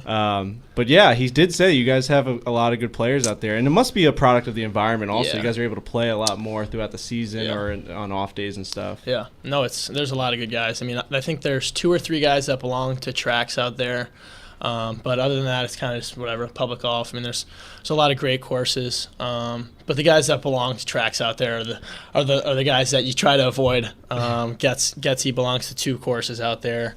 Manson's got a track. So it's nice that those guys belong to places they can invite you out if you're lucky. But yeah, no, a lot of good golfers. How long have you been playing golf? My whole life, pretty much. I mean, I started just swinging a club. I mean, I've belonged to a course out by me for as long as I can remember. So I mean, just kind of going out there with my dad and my grandpa and my brother and my cousins. When I mean, kind of just whatever, hack it around. But yeah, no, I've been playing for a while. Vinny was telling me you guys played a little match at Pelican Hill. Yeah. No, Vinny's good. I How'd didn't that realize go? how good he was good. He's I don't want to say he's a sandbagger, but he came in with like a 9 handicap and shot like 78, so I don't know. But no, it was fun. Vinny's good. He's so crazy out there. He's got like the electrical tape on the bottom of his putter, so we were killing him. But no, he's fun to play with for sure. Yeah, it's funny. Your like charisma and your attitude's coming out already in the podcast. He told me that for such a young guy to come into an organization like the Ducks and in the NHL, like you really like have been comfortable, right? Like Yeah. joining in the locker room. Like, how's that transition been? Like, he said you'll come in and like you'll just say things that make the room crack up, and like for such a young guy, it's a little bit like, you know, it's like they step back like, whoa, this guy's comfortable right now. He's able to be one of the boys already. Yeah, I mean, we have such a good group of guys. Like, I mean, obviously the older guys, like I said, I kind of went out there a couple months early and got to know a bunch of the guys, and obviously played some golf at their courses. So I mean, it was nice to get familiar with the guys before obviously the season started. But I mean, they're such good dudes that it really wasn't like uncomfortable at all at any point. But yeah, I mean, Vinny's very similar in that fact.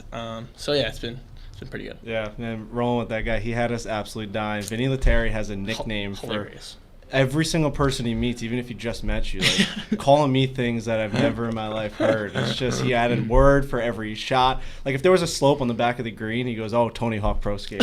Oh, Like the ball goes up the hill and comes back down. Or if you had like a crazy slope on a green, he goes, "You're gonna have to go Shaun White on that one." I was like, "How are you coming up with these things like out of nowhere?" Yeah. Oh my gosh. So. The first time that you really came into my life was when I was watching the World Juniors. Talk to me a little bit about, like, we're all watching the Olympics right now. It's a huge, obviously, on TV every second. Like, what is it playing for your country and your sport? Like, how cool was that to get the win over Canada? Everyone thought it was such a big upset. Like, Yeah. How awesome was that? It was unbelievable. Obviously, I was lucky enough to play in the tournament the year before. Yeah. And whatever, we had some good, I don't want to say good momentum, but we had a bunch of guys on that team that came back that second year. So we were pretty confident heading into the tournament. Obviously in Canada, so we had those guys kind of circled from the start. So to get those guys in the finals is pretty much like every kid's dream. I mean, I grew up watching that tournament my whole life. So to play those guys in the finals, it was almost like we really, it was like a can't lose for us, and they had pretty much everything to lose. So I don't know. It was a great time, and I can't even imagine what it would have been like with fans. I mean, but no, it was really cool for sure. So like having that much success and like being able to experience stuff like that at such an early age. By the way, these, I mean, do we? This hear is New York City. New York City. There's just fire trucks going down the street. You know, does that like raise your expectations for what you expect to do in the NHL? Right, like now you're at the top. Do you take all of that with you and now say I have to keep growing on what I've done, or are you just like happy to be there right now and just like kind of like get your feet wet? Yeah, I mean, it's a little bit of both, right? Like you come in with, I mean, I don't want to say like high expectations, but obviously it's such a good tournament, and to have some success and some team success, obviously that's going to come with a lot of expectations. But my kind of mindset was just to kind of roll with it and try not to think about that kind of stuff, and kind of like you said, just have a good time. And I mean, you're playing hockey in California, like it really doesn't feel real most of the time, which is funny. But yeah, I mean, I don't know, kind of roll with it. How have you been golfing a lot this summer? Yeah, I've been golfing every day. It's funny. I mean, I played literally every day last year with the virus going on with COVID. Yeah. Like I was at the range every day. I went from like a 10 to like a 2.5, and then now this year, yeah, like it was like a 2.5 index. Like I was playing great. What are you right now? I'd probably say I'm like a 5 now. That's so I kind of fucking buffered. I kind of went back up a little bit, but I'm just not playing every day like I used to. Like I was going to the range every day. Yeah. Like that was like my main focus was golf.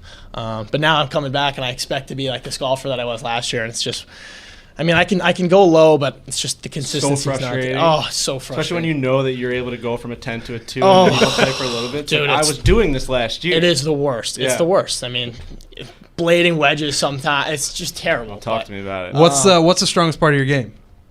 Probably my driver. I can Okay. hit the ball pretty far, but I lost a little bit of the short game. Like when you don't play for however many months you're playing hockey, you lose kind of the feel and the touch around the green. So that's been pretty aggravating. But I'm slowly getting back to it. But yeah, no, it's a frustrating game. We see that with Riggs. Riggs lives out in Arizona, plays every single day, and then when we play with him when we go on these trips, his short game is insane. And that's just from the reps every single day. If you don't play like that, you do lose it pretty fast. I feel like it's the short game you lose. I mean, I could still somewhat hit the ball pretty far off the tee, and my irons are pretty good, but it's the short game, like just the touch around the greens. Yeah. You just lose that when Nightmare, you don't play. and that's the way you score it too. Yeah, And I've lost my short game for the last 5 years. And start putting it on milk cartons and shit. I just cannot find this thing. It's outrageous. I mean, I just played yesterday with a bunch of guys willing to put in this video out of the Barstool Classic, but we had Brady Shea, Brock Nelson, Anders Lee, and Vinny Letary, and on the first hole. It was the first hole, but it was our second, so we started on 18. Yeah. I hit a drive.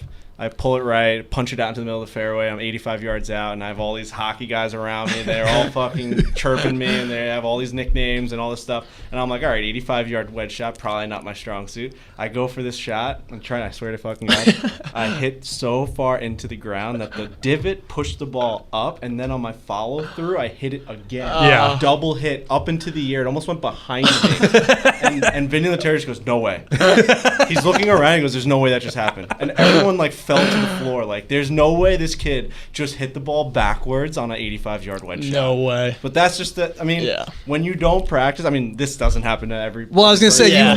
we've had this podcast for 4 years now, and it's been the thing, you not being able to hit wedges the whole time, and it just never gets better. I think it's a mental thing for you, and we've talked a lot about that, but I don't know if it's ever gonna get better for you, unfortunately. The problem for me is that we never practice those shots. Mm-hmm. Whenever I golf for a score. I play. I go to the first tee and I just try and get the ball into the hole at the lowest amount of strokes. Yeah. That is what I do every single time we golf. Yeah. I do not go to short ranges and practice an 85-yard chip shot. When I have an 85-yard chip shot or a wedge shot, I'm not that's my first time attempting that since the last time I played. Yeah. You know what I mean? So it's obviously it's not going to be up to par of what Riggs gets to do when he goes to a range for 2.5 hours a day and gets to fucking chip these things close to the pin. No, I know what you mean for sure. That's what's nice about. Obviously belonging to like a club or a country club back home is. I can go to the range for 2 hours and practice those shots, but I still chunk them all the time. Yeah. But the course that I play at, it's pretty short, so it's a lot of driver wedge, a lot of maybe some low irons here and there, but yeah. Like you said, dude, there's nothing more frustrating than hitting an unbelievable drive and then chunking your wedge from 85 yards out. You actually get mad at good drives that you hit, Frankie, because they sometimes end up putting you in a place where you have to hit a 90-yard wedge shot, where you're like, I'm gonna take 3-wood. I don't want to hit it that far because you hit the ball pretty far. You have a 410 par 4. All of a sudden, you're 90 yards out, and you're just right in the middle of the fairway. Why am I here right now? I should have just hit a hybrid off the tee so I can take a full 9-iron or an 8-iron. Instead, I have a little check down 56 degree because nightmare. You think just because you're in the middle of the fairway, 85 yards out, you should put it right next to the hole. It's actually so much more intimidating hitting from that spot as opposed to being under. Maybe you're in the high rough, but or you have a little bit of grass to get underneath. I'm so much more comfortable in that position than I am off a tight lie from 75 yards out. Me too. I'm with you 100%.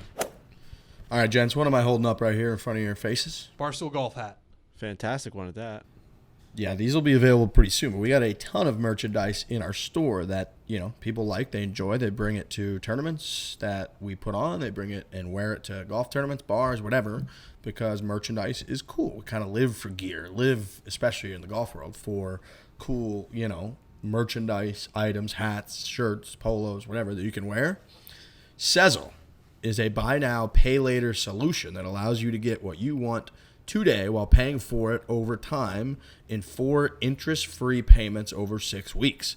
Sezzle is now available at the Barstool Sports store, and more than 34,000 exciting stores in the USA and in Canada. There's no hidden fees, no credit check if you pay on time with zero impact to your credit score. Sezzle is easy to use, offering instant approval decisions with no long forms to fill out. You just sign up and get an instant approval decision. So if you're out there like, hey, I would love this, piece, this merch, this Peter Millar shirt, this Roback shirt, this hat, this cool tea bag, this, Macanudo cigar case, but I haven't got my paycheck yet, or, I got an up-and-coming wedding, I don't have this money right now. Guess what? Sezzle is your answer. You go to the Barstool Sports store, shop now, pay later with Sezzle. They're awesome. It's a no-brainer. It's going to help you out. It's going to make things easier for you. Again, it's 4 interest-free payments over 6 weeks, and you can just acquire whatever you would like right now. It is buy now, pay later with Sezzle. Is there any part of your golf game that's a little flashy? Because I know on the rink and on the ice, you got the hands. You like to try crazy different things, like to score goals. Like, do you see that leaking into your golf game at all? I try to, but it's not as it's not as seamless as you think. Like you go for the high 60, like right over the bunker, and it just doesn't work out the way you pictured it in your head. But I don't know. I mean, I play a nice little draw off the tee. Yeah. But it's just not as easy as it seems in your head. Like, it's just, I don't know. I kind of like that you're clearly frustrated that you can't flash up the golf game. No, you can't. Yeah, I feel like when it's meat and potatoes, you shoot way lower. Right. 100%. I agree. Well, the reason I bring that up is because Vinny's telling me when you guys were in San Diego, he said, first of all, he goes, the game is just too easy for this guy. Best hands he's ever seen.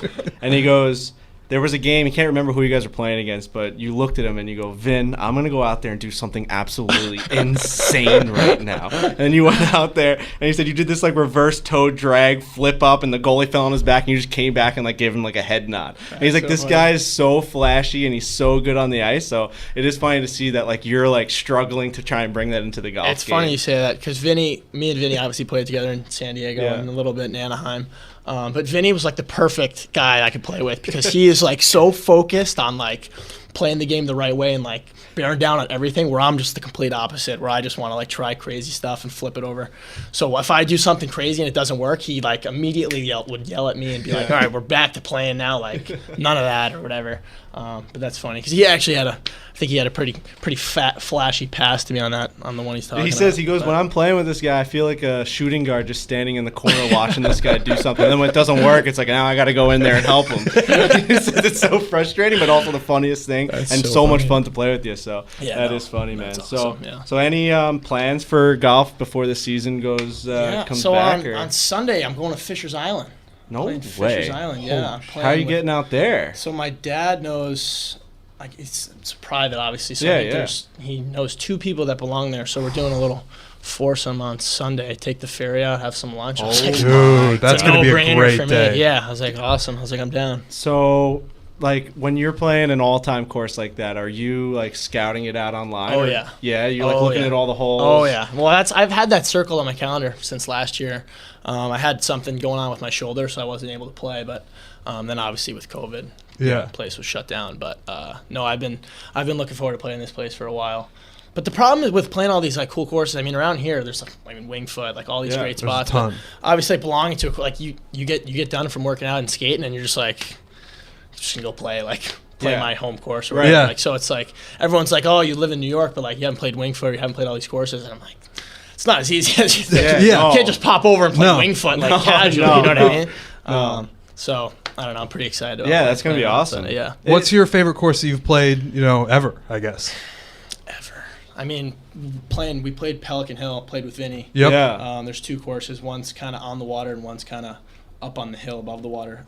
So playing that one played with Vinny and a couple other teammates. That one was pretty cool. But yeah, I mean, I'd probably say Pelican, honestly. Yeah, that's not a bad option. No, it's not bad. It is funny, like when some people, like when you're playing like a bucket list course, like I know Riggs is one way where he wants to experience the course for the first time with his own eyes. Yeah. Won't look at the scorecard. Won't look it up online. But me, I'm total opposite. I want to see drone shots. You're looking at flyovers on YouTube. Flyovers. I'm looking at every single piece of the scorecard that I could possibly look at because I want to know, like, all right, how cool is it to, like, when you played, like, the old Tiger Woods games or something, like when we went out to Pebble Beach. Yeah. And you're on 7, and you're like, I used to play this in video games. It's like I've played this course 150 times. Now we're just here. Like, there is no better, like, version of playing the game of golf than doing that. No, yeah, I'm with you. And then there's so many great courses out in California, and hopefully I get to play some more as we go along. Gosh, you here. got all of them all out there. Them, yeah. So I mean, hopefully I got a lot of good courses in front of me, but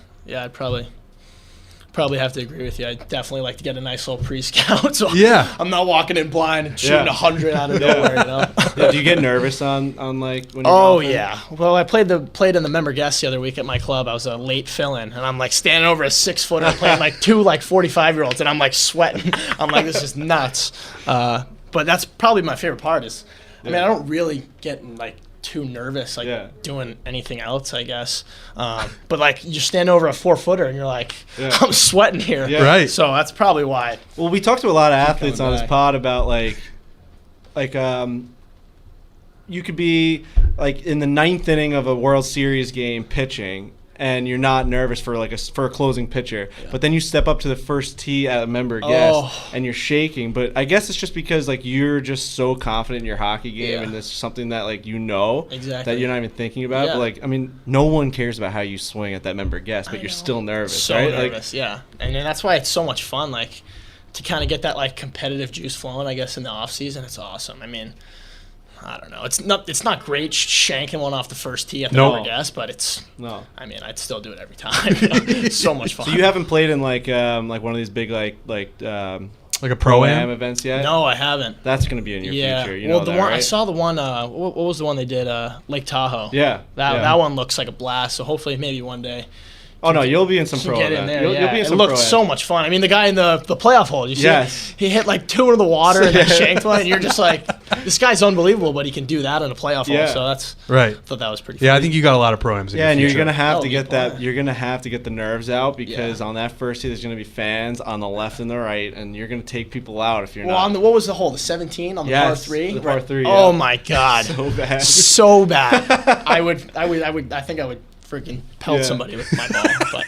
Oh man! All right, so Fisher's Island, man, that's gonna be awesome. Yeah. When do you go back out to California? When does the season like really start up for you? So I think training camp's on the 22nd. So maybe head out there end of August. Yeah, maybe of September. Oh, September. So maybe head out there like end of August, early September. I don't know. Maybe meet up with a couple of guys, play some golf. But so are you living with any of the guys? I live with Drysdale. So nice. Probably work on something for next year with me and him. He's not the best golfer, but he's trying. Yeah. We got him some clubs this summer. So he's brand new. It's funny, like, I feel like all hockey players, they can hit it so far, but it's the same with him. Like, he pounds it off the tee. But you give him a wedge, it's like an instrument. Like, he's got no chance. So. The weird thing with fucking hockey players is that they'll sometimes shoot lefty and they play golf righty. Yeah. Like Anders Lee was playing righty yesterday, and like Brady Shea, I'm pretty sure Brady Shea's a lefty hockey player. Yeah, he is. He's a lefty. He pounds the ball righty. I don't understand that. Righty. Yeah, I'm a lefty. I'm a lefty golfer. Lefty. Yeah. I don't understand way. that. One really took me for a loop. I'm watching these guys. I'm looking at Brady like this guy's about to go like 1 under today on the golf course, and he plays a sport this way. Like I don't know how he looks down at the puck this way, and all of a sudden you're looking down at the golf ball this way. Yeah, that's gotta fuck you up. That's athletes. They got too much talent. How about my buddy Clayton Keller, who is unbelievable at golf. He plays in Arizona, and whatever, he trained in Prentice for a couple summers. So I had him out to my course or whatever. So he's a lefty hockey player, plays golf righty, but putts lefty. Nightmare. That guy's brain's all over the place. But he is unbelievable, dude. Unbelievable. I mean, just attacking every pin from everywhere. I was like, Jesus. I think he beat me on the front 9 ways. I was like, oh my God. Is he the best guy that is in your inner circle? Yeah, he's probably the best. Yeah, he's probably the best golfer I played with. That's obviously plays hockey. Yeah. I mean, it is crazy, but you're a lefty golfer, but you've experimented with putting righty because. Well, see, like that's a little bit. like Brock Nelson plays lefty. Yeah. Shoots lefty in hockey, and he putts righty with a lefty grip. Like that's something I think you could do. Okay. Like crosshand. Or crosshand, yeah. I think a lot of guys do crosshand, yeah. But the swinging, like the full swing, you're True. essentially like a switch hitting baseball player at that point. You're I don't doing know how two. that's possible. No. Yeah. Crazy, man. Crazy. Well, hey, I mean, what are you doing in like New York City like right now? Like just checking out like the city? Like, yeah, I mean, I live a train. I mean, it's like a 30-40 minute train ride for me. So I live in pretty much like Greenwich, Connecticut, like Bedford, New York area, okay. like right on that. Oh, so right that was easy for you to do Yeah, then. just hop right on the train. It's like an hour. So in here, just see like the Barstool office today. Yeah, and just exactly. check it out? Checking it out. Yeah, So you've been a big Barstool fan for a while. Oh yeah, I remember reading Barstool when it came out when it was like a blog. You know, Oh, yeah. go on like the internet and like look at it, like hilarious. But Because you went to school in Boston. yeah, I went to BU. And it was huge there. I'm assuming. Huge. Yeah. Now all my buddies are Barstool athletes. I don't even know if is that approved by. Yeah, it is. Somehow, I think we just say yes and it is. I don't know the I ins looked and at outs our of it. Instagram, and like if you look at how many posts we have, that's how many athletes we have. It's crazy. And there's like, I think there's like 2,500 athletes. It really picked up steam really fast. Everybody wants to be a Barstool athlete, which I Right. think is awesome. Yeah. So, yeah. Yeah, so it was probably. I mean, it was like. Couldn't have been bigger probably at BU because that's just like the center of it. That's ground zero of Barstool with Sports. with the Patriots and all of them. Yep. Yeah. Just big Barstool. Did you get a chance to see Dave walking around here today, or no? So me and my brother were in the lobby, and my brother's a huge Portnoy fan, big Yeah. Barstool guy. He's actually here with me, and I was looking at my phone like or something. He's like, "Dude, Dave just walked by," and I was like, "Dude, go say hi to him." I was like, what do you mean? He was like, "No way." So it's pretty funny. You guys got anything planned for the night, or? Nah, probably just chilling. Head back? Yeah, probably just Cool. head back. Yeah. All right, man. Well, thanks for stopping in. Yeah, dude. no, it was awesome. Yeah, it was really cool to get to know you Yeah. and talk to you, and hopefully we can get on the course one of these Yeah, days. that'd be a blast. Yeah, let's maybe do we it. got some golf with Yeah. with Barstool Sports in the future. Yeah. Oh yeah. Yeah, maybe that's a little hint somewhere. So. Maybe. Yeah. Well, Trevor, thanks again, and Yeah. thanks for everything, and good luck. Of course. Thank Appreciate you. it, Yeah, man. it was a blast. Appreciate Yeah. it, guys. Wait, so we were just about to leave. And I mean, if we're going to talk a little bit of Islanders and Borrellis, I mean, Unbelievable. I Yeah. loved it. so you saw like the reactions at the restaurant, you saw the stream. We need more of that from like every team. It was incredible. Thank you, man. I what I'm saying. appreciate that. No, I mean, you know, It's so much more fun when like everybody's into it. You know what I mean? Oh my gosh, dude! And for me, like, I don't know, like, I always find it weird for you guys because you probably knew that you were on this path to being a pro hockey player. So I don't know if you have the same fandom of a team as like, yeah, Oh yeah. I'm a big Ranger fan growing up. really, Yeah. Oh Jesus. Uh-oh. Yeah. All right, actually turn that off. But like for me, it's like if I'm not gonna be the pro athlete, I'm not gonna be a part of the team. What, as a fan, what bigger and or better scenario is it for me to be able to like rally together like the fan base that I love, all in like my family's restaurant, and go crazy about my favorite hockey team? Sick. It was like the love it. ultimate fan experience. Oh yeah, dude. It was unbelievable. Game 6 against the Lightning. Oh, I'm can't sorry, imagine. When the guy scored in overtime. yeah, but Yeah. we were at the Coliseum for that one. But like, I'm trying to think of like when, even in the Bruins series, when we would win a game, it felt like we were at the game. I know. It's Like being unbelievable. home in a restaurant, it was the coolest thing of all time. So. Well, then you had Barry Trotz give you a shout out. Give Well, that Borrelli's was a shout That was out. the craziest Yeah, shit of that's all crazy. time. Yeah, Like, that's so after Game 6 against the Bruins, he goes, "Shout out to all the guys at Borrelli's. They're No going way. nuts over there That's at the crazy. podium." He No says way. this after a fucking playoff That's win. crazy. Well, I just Yeah. remember obviously the Rangers when I was growing up, they were really good and Yeah. they made a lot of good playoff runs. So yeah, I think that's awesome. And I don't know why was everybody throwing beer cans on the ice? It was just I think it because was that place just a madhouse. It was a madhouse, and it just Like, did somebody throw it? Like, did somebody start it? And You then never got a everybody- chance to play there, right? You never No, played the no, we Coliseum? never played the Coliseum. Fuck, that's I such a know. miss, man. But it's funny. Like, I remember. So when I was 10, 12 years old, Doug Waite was the coach there, Yes. and I'm really good buddies with Danny Waite, obviously, right, his yeah. son. So I remember going to the Coliseum, and I couldn't so believe you've I been couldn't there. believe it was the same place. Awesome. All these years now, or Yeah. whatever. So I well, remember back then there was probably 10 people there. Oh yeah, it was greasy. The Doug Waite Islanders era was not the greatest. No, but it was awesome. team. Yeah. So I mean, it was such a blast. So. But yeah. we're gonna miss it, and I really think that the beers coming on the ice was just like if this is the last game here ever, because it ended up being like let's just fucking tear this place to the ground. That's what I'm People saying. just And tossing the guy after he beers. scored was like hiding in the tunnel. He's like, Yeah. I don't want to get hit by a beer can. Yeah. That was awesome. The best quote was Bavillier, who scored the goal. He goes, usually the bench smells like cigarettes, and now it smells like beer, because they say that there's a little standing area outside the Coliseum, and this is the smoking area, and they put the smoking area right next to the ventilation system that would actually feed the air down towards the bench. So all these guys would get in after once the period started, they'd sit down on the bench, and it would just smell like cigarette smoke at the Coliseum. Crazy. Just Neanderthal type shit. So funny. I fucking missed that place already. Yeah. All right, well now we are officially done. Thanks for bringing up Borrelli's and the Islanders. Of course, yeah. Best of luck, man. Thanks again. Thank you. Appreciate it. That's awesome. Yeah, no, dude, Thanks, sick. bro. That was of course. great. Yeah, of course. Thanks, man. Yeah. Thanks for coming in, man. This was great. Dude, by the way, I'm a huge Bachelorette fan. Oh, you can sit down now. Sit down now. Are you really? Every time we stop the Huge. podcast, this guy. Are you really? Once I I say mean- thank you, Trevor, he goes, I gotta say one more thing. I First just he thought goes, that'd be I a fucking side love note. the Borrelli. I'm Now a this- huge. I think the first, so we would watch it, whatever. So it's actually pretty funny. So at Bachelorette, he's talking at about. Yeah. at BU, we Yeah. would do like Bachelorette watch parties. Yes. So like the entire team would go to somebody's room and we'd throw it on. Yes. And I think the first, I don't remember which one we watched. It was a guy who was Okay. a bachelor. Yeah. It was the one. Got to give me some bachelors. Ben Higgins. No, No. Matt James. he was the pilot. Pilot Pete. Yeah. No, it was one before him. Oh man, who was before Pilot Pete? I'm trying to think back. No, maybe now. it was Pilot Pete. I don't know, but whatever it was, we love that show. Are you watching this season? I didn't watch this season. Okay. I watched the last one. What was the one last? Matt summer? James. And What's then there one before was that? Before Tasha that? and Claire. Yeah, that's the one I watched. Okay. That was the latest one I've seen. You're telling me the hockey team at BU would sit around and have Bachelor and Bachelorette watch parties? Oh yeah. What is that? What are we talking about here? Oh yeah. Dude, we it's- loved it. We love it. It's such a good show. It's so good. So you guys would go crazy when there would be drama? Crazy. I was. I thought it was. We just think it's so entertaining. Yeah. Like, It's so entertaining. Like, this is the thing. This is what people don't get. And it sounds like you do get it, where you don't have to watch it because you want someone to fall in love, or it's Yeah. like you think like, oh, they have to get married at the end. That's what it's all about. No, it's about trashy reality TV and getting enjoyment out of it. yeah. No, we eat that stuff up. But I was obviously- actually on Pilot Pete's season. If that's the last one you saw, I was the oh, yeah, luggage no, guy. Oh, the luggage. Yeah. Okay. The luggage. Yeah. No, of course. That's too funny. So This is great. This is a Yeah. great way to end it. We don't know yet.